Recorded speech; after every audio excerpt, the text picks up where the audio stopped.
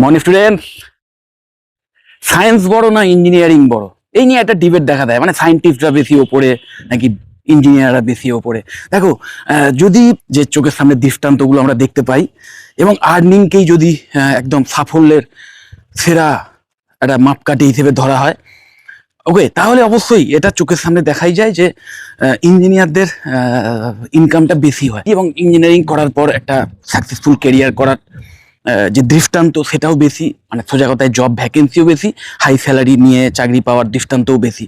সেখানে একজন প্রতিষ্ঠিত সায়েন্টিস্ট হতে গেলে অনেক সময় লাগে, অনেকটা লঙ্গার পাথ, কারণ গ্র্যাজুয়েশন, দেন মাস্টার ডিগ্রি, দেন পিএইচডি, দেন সায়েন্টিস্ট, এরকম একটা ব্যাপার। এবং সায়েন্টিস্ট হওয়ার পরেই যে হিউজ বিশাল কিছু স্যালারি নিয়ে সবসময় তারা কাজ করার সুযোগ পান সেটাও নয়। অনেক ক্ষেত্রেই দেখা যায় যে সায়েন্টিস্টরা যথেষ্ট ফিনান্সিয়াল প্রবলেমের মধ্যে আছেন। তো এইগুলো মানে ওপর যদি চিন্তা ভাবনা করি, কিন্তু বেসিক্যালি যদি তলিয়ে ভাবা হয় তাহলে এটা ঠিক যে সায়েন্স ইজ দ্য ফাদার বা মাদার যাই বলো অফ টেকনোলজি বা ইঞ্জিনিয়ারিং যাই বলো। টেকনোলজি মানে কি? বেসিক্যালি মানুষের জীবনযাত্রা সহজ করার জন্য বা মানুষের জীবনে কাজে আসবে বলে কোনো কিছু পদ্ধতি আবিষ্কার করা, যেটা ডাইরেক্ট মানুষ ইউজ করতে পারে, মানুষের ডাইরেক্ট কাজে লাগে, সেটাকেই টেকনোলজি বা ইঞ্জিনিয়ারিং বলা যেতে পারে। এবার এটা ঘটনা যে আগে সায়েন্টিস্টরা বিভিন্ন রিসার্চের মাধ্যম দিয়ে এই টেকনোলজি আবিষ্কার করতেন। ওকে, বাই প্রোডাক্ট হিসেবে টেকনোলজি আবিষ্কার হয়ে যেত বা নতুন কোনো প্রোডাক্ট আবিষ্কার হতো যেটা মানুষের কাজে লাগতো। কিন্তু সেটা না, মানে বেসিক্যালি যদি তলিয়ে একটু ভাবো তাহলে এটাও পুরোপুরি ঠিক নয়। এমন অনেক টেকনোলজি আছে, ইভেন আমরা এখনো এমন অনেক টেকনোলজি ইউজ করি যার বিহাইন্ডের যে সায়েন্সটা, সেটা বিজ্ঞানীরা মানে সেটা নিয়ে এখনো রিসার্চ চলছে যে কিভাবে এক্স্যাক্টলি কাজ করছে। আমি যদি উদাহরণ হিসেবে দিই, যে কোনো ইলেকট্রনিক্স ডিভাইস, ইলেকট্রনিক্সের বেসিক যে একদম প্রিন্সিপাল, সেইখানে যদি গিয়ে খোঁজ নেওয়া যায় তাহলে দেখা যাবে যে এর রুটে রয়েছে কোয়ান্টাম ফিজিক্সের দুনিয়া। কোয়ান্টাম ফিজিক্সের যে সায়েন্স, তার উপর ভিত্তি করেই কিন্তু এই যে কোনো ইলেকট্রনিক্স ডিভাইস কাজ করে। ওকে, কিন্তু সেই কোয়ান্টাম ফিজিক্সের এখনো অনেক রহস্য কিন্তু অজানা, যেগুলো নিয়ে এখনো রিসার্চ চলছে। অথচ সেই ইলেকট্রনিক্স ডিভাইসই আজকের মানে টেকনোলজিক্যাল অ্যাডভান্সমেন্টের মাধ্যমে অনেক বেশি উন্নততর হয়েছে। ইলেকট্রনিক্স ইভেন মাল্টিডিসিপ্লিনারি বিভিন্ন ফিল্ডের সঙ্গে মিলেমিশে মেকাট্রনিক্সের জন্ম দিয়েছে, রোবোটিক্সের জন্ম দিয়েছে। ওকে, তো বোঝাই যাচ্ছে যে আলটিমেটলি ওই যে সায়েন্স আগে আসবে না তারপরে ইঞ্জিনিয়ারিং আগে আসবে, এই সবগুলো চিন্তাভাবনা না করে আমার মনে হয় আজকের যুগে বিশেষ করে তোমরা যারা স্টুডেন্ট, তাদের এই রুটটা ফলো করা উচিত বা এই প্ল্যানটাই রাখা উচিত যে আমার কোন বিষয়ের ওপর ইন্টারেস্ট আছে। দেখো, তোমার যদি বেসিক্যালি একদম কেন কেন কেন যে কোনো একটা পার্টিকুলার জিনিস কেন হচ্ছে এইটার প্রতি বেশি ইন্টারেস্ট থাকে, তাহলে অবশ্যই সায়েন্সের প্রতি তোমার ভীষণ একটা ন্যাক রয়েছে। তাহলে অবশ্যই সায়েন্সের লাইন ফলো করা উচিত এবং রিসার্চ ওরিয়েন্টেড ফিল্ডে গিয়ে ইন ফিউচার সায়েন্টিস্ট হতে পারো। এবং এটাও ঠিক যে সায়েন্টিস্ট যদি সেই লেভেলের হওয়া যায়, যদি সেই তোমার যে বিষয়বস্তুর যার ওপর তুমি রিসার্চ করছো সেই রিসার্চের ডেপথ যত বেশি হবে না, সেখানে কিন্তু স্যালারির পরিমাণটাও অনেক বাড়ে। এবং এটাও ঠিক যে একজন সায়েন্টিস্ট সত্যিই তাদের ওই কত টাকা আমি মাইনে পাচ্ছি তার চেয়ে অনেক বেশি তাদের কাছে ইম্পর্টেন্ট এটাই যে আমার যে কৌতূহল, আমার যে অজানাকে জানার যে ইচ্ছা, সেটা যাতে পূর্ণ হয়। তো জব স্যাটিসফ্যাকশনের দিক থেকেও কিন্তু একজন সায়েন্টিস্ট আমার মনে হয় সবচেয়ে মানে স্যাটিসফাইড, যেখানে জব স্যাটিসফ্যাকশন সবচেয়ে হাই। কারণ তুমি তোমার যে কৌতূহল, তোমার যে অজানাকে জানার ইচ্ছা, সেটাকেই তুমি পূরণ করছো। তো সেখানে ওই স্যালারিটাই সব কিছু নয়, এবং স্যালারিটা বা কোনো আর্নিংটাই কোনো কেরিয়ারেরই ওই শেষ কথা হতে পারে না। কাজের আনন্দটা যদি না থাকে তাহলে কিন্তু আলটিমেটলি সেই ক্যারিয়ার টেকে না। তো অবশ্যই তোমরা যারা ইন ফিউচার রিসার্চ ফিল্ডে যেতে চাও, সায়েন্টিস্ট হতে চাও, তাদের জন্য বিভিন্ন ভেরিয়াস ওয়ে আছে। যে সমস্ত বিষয় নিয়ে প্রচুর রিসার্চ ওয়ার্ক এখনো বাকি আছে, রিসার্চ চলছে কন্টিনিউ, এবং যত রিসার্চ হবে তত কিন্তু তার মাধ্যম দিয়ে আরো অ্যাডভান্স লেভেলে মানুষ বা মানব সভ্যতা পৌঁছতে পারবে। ওকে, আর যারা মনে করো যে না, আমার মধ্যে যে ইন্টারেস্ট আছে বা আমার মধ্যে অলরেডি যে কোয়ালিটি আছে, তার মাধ্যমে আমি কোনো ডাইরেক্ট জিনিস করতে বেশি ভালোবাসি, যে আমার কাজটা হওয়া নিয়ে কথা, দ্য গেট থিংস ডান।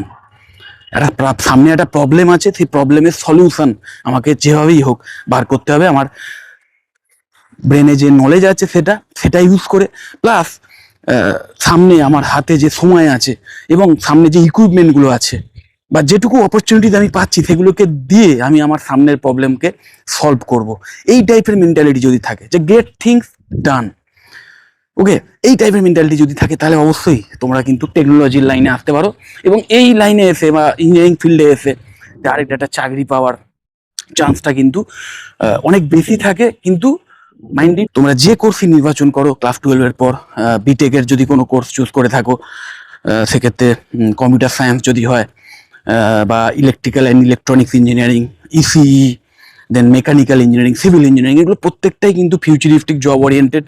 এবং তার মধ্যে এই কম্পিউটার সায়েন্সের ডিপার্টমেন্টও ইভেন তোমায় কিন্তু কিছু স্পেশালাইজেশন স্পেসিফিক্যালি চুজ করে নিতে হবে। কারণ এখন তুমি যদি ওভারঅল জাস্ট বেসিক নলেজটা নিয়েই কোনো কেরিয়ারে আসতে চাও, তাহলে কিন্তু মুশকিল। এখন ডাইরেক্ট তুমি যদি একটা কোম্পানিতে চাকরি চাইছো, ধরো একটা কর্পোরেট সংস্থায় এমএনসিতে চাকরি চাইছো, তাহলে অবশ্যই সেখানে যে টেকনোলজি ইউজ করে কাজ হচ্ছে, যে সফটওয়্যার বা যে অ্যাপের মাধ্যমে কাজ হচ্ছে, যে এনভায়রনমেন্টে কাজ হচ্ছে, সেই সম্পর্কে তোমাদের কমপ্লিট একটা প্র্যাকটিক্যাল নলেজ এবং স্কিল রাখতেই হবে। এবং সেইটা সম্ভব যদি তুমি ফার্স্ট ইয়ার থেকেই একদম ডাইরেক্ট এই সমস্ত স্কিল বিল্ডিং এর ওপর নজর দাও। প্রোগ্রামিং ল্যাঙ্গুয়েজ যে কোনো একটা, মেজরলি পাইথন আমি সাজেস্ট করবো, এবং তার সাথে সাথে ডেভঅপসের যে টুলসগুলো সেইগুলো সম্পর্কে ওয়াকিবহাল হও, ক্লাউড কম্পিউটিং সম্পর্কে একটা ওভারঅল নলেজ রাখো, কমিউনিকেশন স্কিলটা ভীষণ ইম্পর্টেন্ট। এবং ডিএসএটাও কিন্তু মনে রাখবে এই আইটি সেক্টরে চাকরি পাওয়ার জন্য এটা খুব বেসিক জিনিস। কারণ এর মাধ্যমে ওই তোমার মধ্যে কতটা ক্রিটিক্যাল থিঙ্কিংয়ের পাওয়ার আছে, প্রবলেম সলভিং মাইন্ডসেট রয়েছে, এইগুলো কিন্তু দেখে নেওয়া হয়, এবং যেটার কিন্তু ভীষণ ডিম্যান্ড আছে আইটি ফিল্ডগুলোতে। ওকে, তো অবশ্যই তোমরা এই কম্পিউটার সায়েন্সের যদি স্টুডেন্ট হও, ওই শুধু বেসিক যে নলেজ শুধু সেটুকু নিলেই হবে না, তার সাথে সাথে যে কোনো একটা স্পেশালাইজেশন চুজ করো। যে কোনো একটা স্পেশালাইজেশন চুজ করো মানে এই নয় যে তোমাকে পার্টিকুলার সেই ব্রাঞ্চে অ্যাডমিশন নিতে হবে। তুমি নর্মাল বিটেক সিএসিতেও যদি অ্যাডমিশন নিয়ে থাকো, তাহলেও 4 বছর ধরে তুমি এই যে কোনো একটা স্পেশালাইজেশনকে, যেটার উপর তোমার বেশি ইন্টারেস্ট আছে, সেটা নিয়ে এক্সট্রা নলেজ নিতে পারো, এক্সট্রা স্কিল বিল্ড করতে পারো। এবং যেগুলোর ভীষণ ডিম্যান্ড থাকবে ইন ফিউচার, তার মধ্যে সাইবার সিকিউরিটি তো থাকবেই, ডেভঅপস ক্লাউড কম্পিউটিং থাকবে, এআইডিএস থাকবে, মানে ডেটা সায়েন্সের কথা বলছি, এবং অবশ্যই এআইএমএল থাকবে, এআইএমএল ইঞ্জিনিয়ারিং এর যে ফিল্ডটা।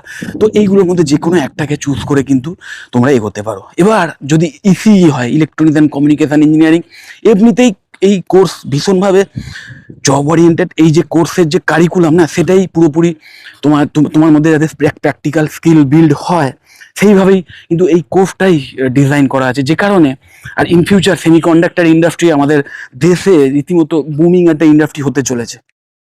তো ভীষণ জব ওরিয়েন্টেড, এবং এই লাইন থেকে এসেও তুমি আইটি ফিল্ডেও যেমন চাকরি পেতে পারো, সেমিকন্ডাক্টর ইন্ডাস্ট্রিগুলো বা বিভিন্ন ইলেকট্রনিক্স কোম্পানি যেগুলো আছে, চিপ ম্যানুফ্যাকচারিং যে কোম্পানিগুলো, সেইখানে কাজ পেতে পারো, টেলিকমিউনিকেশন যে কোম্পানিগুলো, সেইখানে চাকরি পেতে পারো।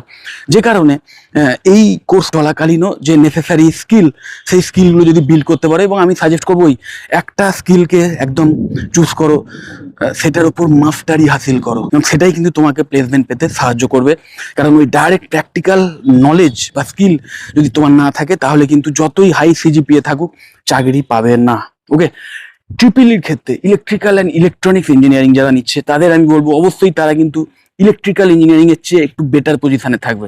কারণ দেখো, ইলেকট্রিক্যাল ইঞ্জিনিয়ারিংও একটা খুব ওল্ড কারিকুলাম, কিন্তু শুধু ইলেকট্রিক্যাল ইঞ্জিনিয়ারিং নয়, তার সাথে সাথে ইলেকট্রনিক্সের যে প্রিন্সিপাল, ইলেকট্রনিক্স ডিভাইস কিভাবে কাজ করে, আইওটিস যে ডিভাইসগুলো সেগুলো কিভাবে কাজ করে, রোবোটিক্সে ইলেকট্রিকের কি প্রয়োগ আছে, ইলেকট্রনিক্সের কি প্রয়োগ আছে, সেইগুলো সম্পর্কেও নলেজ কিন্তু এই কোর্সের মধ্যে পাবে। তো ভীষণভাবে ইন্টারডিসিপ্লিনারি স্কিল বিল্ড করার একটা কোর্স বলবো। তো অবশ্যই ট্রিপলিও যদি তোমরা চুজ করতে পারো, ডবল ইচ্ছে কিন্তু বেটার অপশান হবে। এরপরেই মেকানিক্যাল ইঞ্জিনিয়ারিং এবং সিভিল ইঞ্জিনিয়ারিং, দুটোর ক্ষেত্রেই আমি বলবো যে মডার্ন কারিকুলাম ফলো করা হয় এমন কলেজ থেকে অ্যাডমিশন নাও, তাহলে ইন ফিউচার ইভেন তোমাদের কোর ফিল্ডেও চাকরি পেতে কিন্তু কোনো প্রবলেম হবে না। অনেকেরই ধারণা মেকানিক্যাল ইঞ্জিনিয়ারিং বা সিভিল ইঞ্জিনিয়ারিং ইফ ডাইং উমুক তুমুক, কখনোই এটা সম্ভব নয়। কারণ মেকানিক্যাল ইঞ্জিনিয়ারিং এর যে প্রিন্সিপাল, তার উপর দাঁড়িয়ে রয়েছে রোবোটিক্স, তার উপরই দাঁড়িয়ে রয়েছে এরোনটিক্যাল ইঞ্জিনিয়ারিং, এরোস্পেস ইঞ্জিনিয়ারিং, দেন অটোমেশন, যত অটোমেটেড কাজকর্ম চলছে বিভিন্ন বড় বড় ম্যানুফ্যাকচারিং ইন্ডাস্ট্রি থেকে শুরু করে ইভেন বাড়ির যে ছোটোখাটো ইকুইপমেন্ট সেখানেও যে অটোমেশন মেশিন, অটোমেটেড যে মেশিনগুলো, সেগুলো মেকানিক্যাল ইঞ্জিনিয়ারিংয়ের বেসিক প্রিন্সিপালের ওপরই কাজ করে। তো অবশ্যই মেকানিক্যাল ইঞ্জিনিয়ারিংয়ের ডিমান্ড যত দিন যাবে আরও বাড়বে, কিন্তু অবশ্যই ওই নতুন যে টেকনোলজিসগুলো আসছে, যে ইলেকট্রিক্যাল ইঞ্জিনিয়ারিং, ইলেকট্রনিক্স ইঞ্জিনিয়ারিং এবং আইটির যে অ্যাপ্লিকেশন এই ফিল্ডে এসে গেছে, সেই সম্পর্কেও কমপ্লিট নলেজ রাখতে হবে। সিভিল ইঞ্জিনিয়ারিং এর ক্ষেত্রেও সেম জিনিস। সিভিল ইঞ্জিনিয়ারিং ছাড়া সারা পৃথিবীর যে ইনফ্রাস্ট্রাকচার দেখছো, যে নিকাশি ব্যবস্থা, সমুদ্র নদীতে যে বাঁধ দেওয়ার যে টেকনোলজি, ব্রিজেস, সভ্যতার বেসিক যে ভিত্তিপ্রস্তর, সেটাই তো সিভিল ইঞ্জিনিয়ারিং। একদম মানে সারা পৃথিবীর সবচেয়ে প্রাথমিক বা প্রাচীনতম ইঞ্জিনিয়ারিং ফিল্ড সিভিল ইঞ্জিনিয়ারিং, এবং যেটা ছাড়া ইন ফিউচারে অন্যান্য টেকনোলজিতে অ্যাডভান্স হয়েও লাভ নেই। সিভিল ইঞ্জিনিয়ারিং ফিল্ডে অ্যাডভান্সমেন্ট আনতেই হবে, না হলে কোনো দেশ বা কোনো সভ্যতা কখনো এগোতে পারে না। এনভায়রনমেন্ট যাতে নষ্ট না হয়, সেইভাবে এনভায়রনমেন্ট ফ্রেন্ডলি বিভিন্ন ইনফ্রাস্ট্রাকচার তৈরি করা হচ্ছে। গ্রিন সিটিজ বিল্ড করার পেছনে নজর দেওয়া হচ্ছে, যাতে ওই বড় বড় ইমারত যদি তৈরিও হয়, কোনো বড় কনস্ট্রাকশন যদি তৈরিও হয়, তাহলেও যাতে গাছপালা বা অন্যান্য পরিবেশের কোনো ক্ষতি না হয়, সেই জন্যে আগে থেকে সেইগুলোকে ম্যাপিং করে, ডিজাইন করে, বুঝে শুনে ঠিকমতো এমন মেটেরিয়াল ইউজ করা হচ্ছে, যে মেটেরিয়ালে একদম ওই পরিবেশে কম ক্ষতিকারক পদার্থ অ্যাড হয়। এই সমস্ত ব্যাপারগুলো খেয়াল রেখে কিন্তু সিভিলের কাজ চলছে। তো অবশ্যই সিভিল ইঞ্জিনিয়ারিং সেখানেও হিউজলি নতুন নতুন বিভিন্ন টেকনোলজিসের ইম্প্যাক্ট এসে গেছে। হিউজলি মডার্ন যে সফটওয়্যার, বিভিন্ন সফটওয়্যার, সেইগুলোর ইম্প্যাক্ট এসে গেছে এবং অ্যাপ্লিকেশান এসে গেছে। তো সেইগুলো সম্পর্কেও নলেজ রাখতে হবে। সো অবশ্যই যে কলেজে মডার্ন কারিকুলাম ফলো করা হয়, সেই কলেজে যদি পড়াশুনো করো এবং এই মডার্ন স্কিলগুলো যদি বিল্ড করো, তাহলে সিভিল ইঞ্জিনিয়ারিং করার পরেও তোমরা কিন্তু কোর ফিল্ডেই খুব হাই স্যালারি নিয়ে চাকরি পেয়ে যাবে। তো যেটা বলার, যে দেখো সায়েন্স এবং টেকনোলজি দুটোই কিন্তু হাতে হাত ধরে রয়েছে। আগে যেমন ছিল যে আগে সায়েন্স তারপর টেকনোলজি, সেটা কিন্তু এখন কাইন্ড অফ আরো বিশেষ করে নিশ্চয়ই তোমরা জানো, ইভেন এআই এসে যাওয়ার পরে এমন অনেক টেকনোলজি আবিষ্কার হচ্ছে আরো, মানে বা হবার সম্ভাবনা ইন ফিউচার আরো আছে, যে টেকনোলজিসগুলো ওই টাইপেরই, মানে আগে টেকনোলজি আবিষ্কার হয়ে যাবে, কিন্তু তার বিহাইন্ড দ্য সায়েন্স সেটাকে কিন্তু বিজ্ঞানীদের রিসার্চ করে খুঁজে বার করতে হবে, এইরকম টাইপের ব্যাপার। ওকে, এবং সেই রিসার্চের মাধ্যমে আরো অ্যাডভান্সমেন্ট আসবে। ঠিক যেমন আমি তোমাদের যদি উদাহরণ হিসেবে দিই, প্রথমেই আমি যে উদাহরণটা দিয়েছিলাম যে কোয়ান্টাম ফিজিক্সের রহস্য, সেই বিভিন্ন রহস্য কিন্তু এখনো অজানা, যেগুলো নিয়ে রিসার্চ চলছে, অথচ সেই কোয়ান্টাম ফিজিক্সেরই প্রোডাক্ট বা সেই কোয়ান্টাম ফিজিক্সের প্রিন্সিপালের উপর দাঁড়িয়ে এই সমস্ত ইলেকট্রনিক্স ডিভাইস কাজ করে। তো এটা তো ঠিকই, কিন্তু তাও যে রিসার্চ চলছে না কোয়ান্টাম ফিজিক্স, সেই রিসার্চের হাত ধরেই কিন্তু কোয়ান্টাম কম্পিউটিং তার জন্ম হয়েছে বলতে পারে, এবং সেটা ওই কোয়ান্টাম ফিজিক্সের যে রিসার্চ, সেটা যতটা অ্যাডভান্সমেন্টের দিকে যাবে, সেখান থেকে আমরা আরো নতুন নতুন যে রহস্য, সেটা যত মানে উন্মোচন করতে পারবো, তত কিন্তু কোয়ান্টাম কম্পিউটিং সেটাও আরো বেশি অ্যাডভান্স হবে।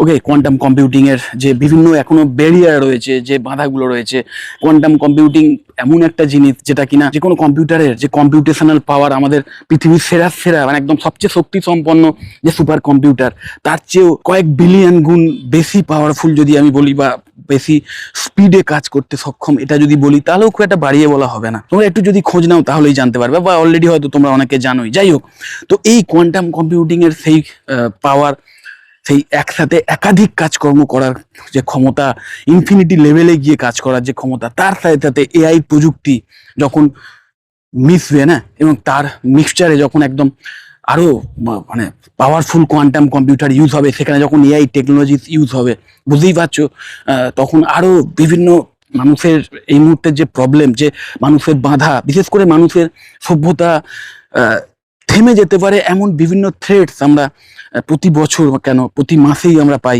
বিভিন্ন জায়গায় ন্যাচারাল ক্যালামিটিস বা বিভিন্ন এই বায়ু দূষণ থেকে শুরু করে গ্লোবাল ওয়ার্মিং যে ব্যাপারটা আসছে, বা আরও বিভিন্ন খাদ্য সংকট থেকে শুরু করে আরও বিভিন্ন যে প্রবলেম, সেইগুলো থেকে হয়তো বাঁচার সলিউশন আমরা ওই সমস্ত টেকনোলজিসের মধ্যেই পেতে পারি বা পাবো। তো বুঝতেই পারছো, একাধারে সায়েন্টিস্ট প্লাস টেকনিক্যাল স্কিল থাকা ক্যান্ডিডেট দুজনেরই দরকার, না হলে কিন্তু কখনোই একটা দেশ, একটা সমাজ, বা আমি শুধু দেশ বা সমাজ কেন বলবো, আমি বলবো পুরো মানব সভ্যতা কখনো এগোতে পারে না।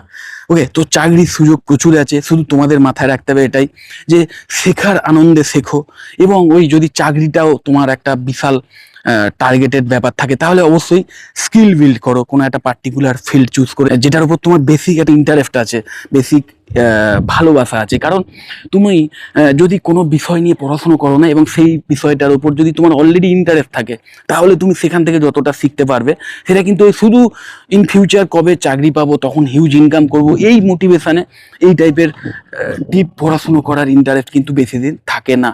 কারণ ওই মোটিভেশন হয়তো একদিন দুদিন থাকতে পারে, এক মাস থাকতে পারে, কিন্তু লঙ্গার পিরিয়ড তোমাকে একটা জিনিস সেটা নিয়ে পড়াশুনো করা, মানে একটা মন দিয়ে একদম ফোকাস থেকে পড়াশুনো করে নলেজ নেওয়া, হার্ড ওয়ার্ক করা এবং স্কিল বিল্ড করা, এইগুলো তখনই সম্ভব যদি তার উপর তোমার ভালোবাসা থাকে, এবং সেই ভালোবাসাটাই কিন্তু দরকার। আর এটাও মাথায় রাখবে যে সায়েন্টিস্ট মানে এই যে সবসময়তেই সেটা খুব একটা হাই স্যালারি কেরিয়ার হয় না, এটাও কিন্তু সম্পূর্ণ ভুল ধারণা।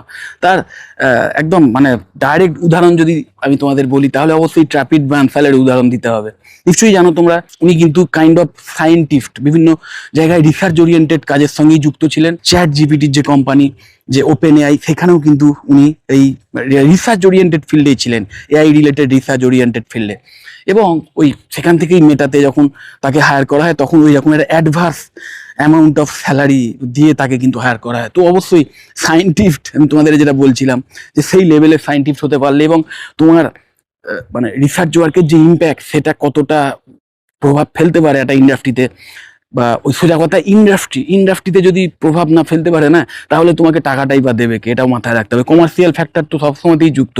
তো সেই হিসেবে একজন সায়েন্টিস্টও কিন্তু আকাশ ছোঁয়া ইনকাম করতে পারে। তো কোনো অংশেই আমি যদি বলি যে একজন ইঞ্জিনিয়ার আর একজন সায়েন্টিস্টের মধ্যে যদি তুলনা করি না, তাহলে ওই কাউকেই খুব একটা উপরে নিচে রাখা উচিত নয়। আমার মনে হয় দুজনেরই সমান গুরুত্ব আছে। দুটির যে কেরিয়ার পাথ ইভেন, সেটাও এক জায়গায় এসে আমার কোথাও মনে হয় যেন মিশে যায়। কারণ এমন অনেক উদাহরণ আছে যে ইঞ্জিনিয়ারিং ফিল্ড দিয়ে হয়তো কেরিয়ার স্টার্ট করেছেন, কিন্তু ultimately in future higher studies করে বিভিন্ন রিসার্চ ওরিয়েন্টেড কাজকর্মের সঙ্গে যুক্ত হয়ে তারপর সায়েন্টিস্ট হয়ে গেছেন। আবার এমনও উদাহরণ আছে যে সায়েন্সের ফিল্ডে কেরিয়ার স্টার্ট করেছেন, কিন্তু আলটিমেটলি ইন ফিউচার ইঞ্জিনিয়ার হিসেবে হয়তো কেরিয়ারে সাকসেস পেয়েছেন। এমন ঘটনা কিন্তু আছে। ওকে, তো অবশ্যই ওই যেটা বলছিলাম যে নিজের প্যাশনকে ফলো করো, যে বিষয়ের উপর ইন্টারেস্ট আছে সেই বিষয় নিয়ে ইন ডেপথে নলেজ নাও। তোমাকে একটা জিনিস মাথায় রাখতে হবে যে তোমাকে কাইন্ড অফ ডিসিসিভ বা তোমাকেই কাইন্ড অফ একদম ফাইনাল প্রোডাক্টের কথাও ভাবতে হবে, যে আমি কি করতে চলেছি সেটার কথাও ভাবতে হবে, এবং তবেই কিন্তু ইন ফিউচার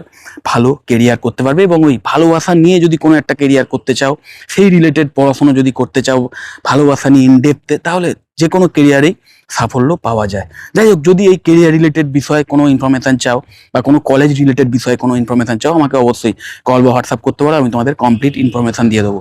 যদি মনে হয় ভিডিওটা হেল্পফুল, অবশ্যই লাইক করো। চ্যানেলে যদি সাবস্ক্রাইব না করে থাকো, একটু সাবস্ক্রাইব করে ভিডিও যত বড় শেয়ার করে দিও। টাটা।